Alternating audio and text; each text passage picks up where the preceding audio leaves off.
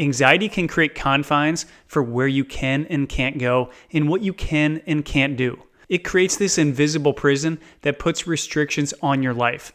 And as your anxiety gets worse, that prison can keep getting smaller and smaller. That's exactly what happened to me.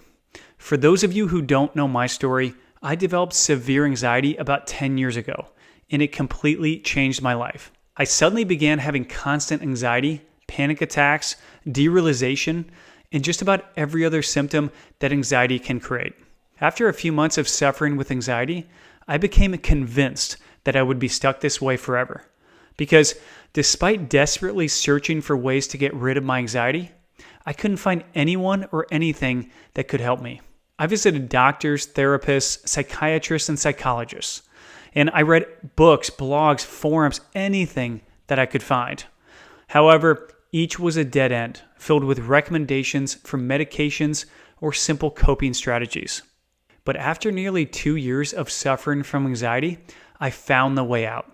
I discovered how to get rid of my anxiety once and for all and return to the person that I was before anxiety. Today, I want to tell you how I overcame my agoraphobia and all my anxiety symptoms, and how I then traveled the world for 5 months with my wife. Let's get started.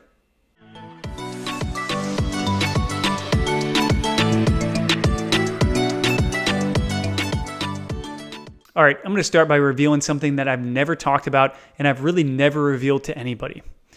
Prior to developing an anxiety disorder, I had travel anxiety. And what I mean by that is I would get terrible, overwhelming anxiety when I'd take certain trips.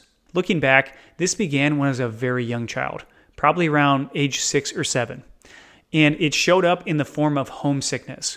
What would happen is I'd occasionally go on an overnight trip without my parents.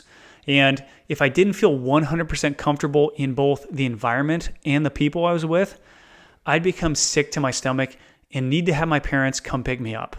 Now, this happened at overnight basketball camps and soccer camps, summer retreats, and even on a trip to my grandparents' house. What would happen though is that as soon as my parents would show up and I knew I was going to go home, this homesickness would go away and I'd instantly feel 100% better. Unfortunately, this continued to adulthood in the form of travel anxiety. So what would happen is if I traveled far away from home, there was a good chance that I'd become overwhelmed with severe anxiety. Now, unlike homesickness, I wouldn't want my parents to come pick me up, but what I would want to do is I would want to leave and I want to go home, because if I went home, the travel anxiety would go away.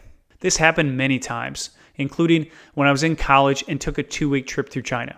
And it happened again when I moved halfway across the country to begin graduate school. In these situations, I'd become bombarded with anxiety. Unfortunately, what this travel anxiety did was it caused me to avoid certain trips, and that resulted in me missing out on incredible opportunities, including a semester abroad in Australia with my college friends. Okay, so when did my agoraphobia start? Well, that didn't happen until after graduate school. And that coincided with my anxiety disorder. What happened is I was again moving halfway across the country, this time to start a new job. As my wife and I moved, my travel anxiety flared up. And just as we moved into our new home, I had a string of panic attacks. Those panic attacks sent me into a downward spiral of debilitating anxiety that lasted nearly 2 years. As my anxiety became increasingly worse, my world continued to shrink. What happened was my anxiety and panic attacks became so bad that I started leaving my house less and less often. The reason for that was twofold.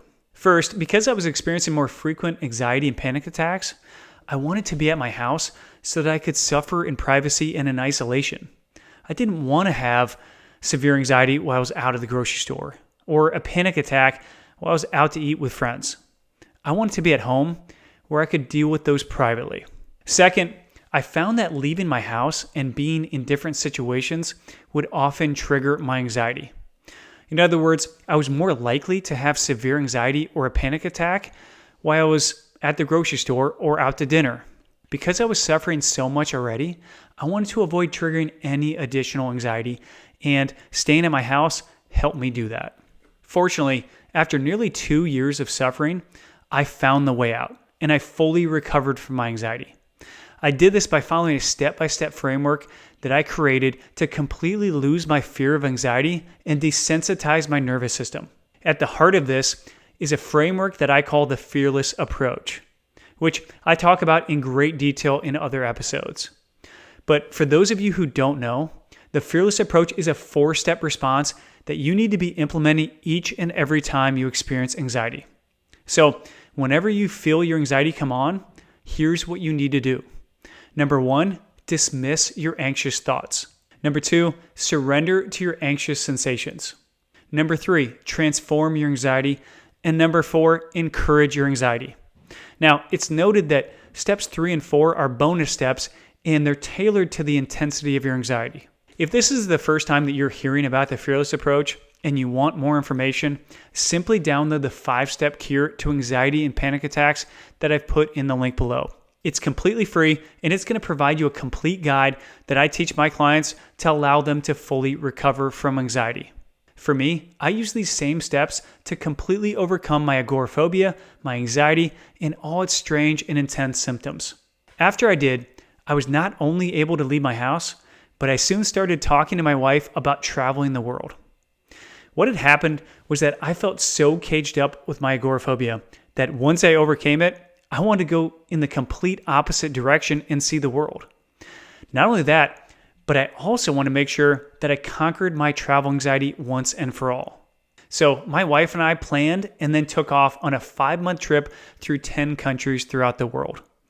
Our first stop was rural Uganda, Africa, to spend 2 weeks at a small children's orphanage. As you can imagine, this was the true test of whether I overcame my travel anxiety.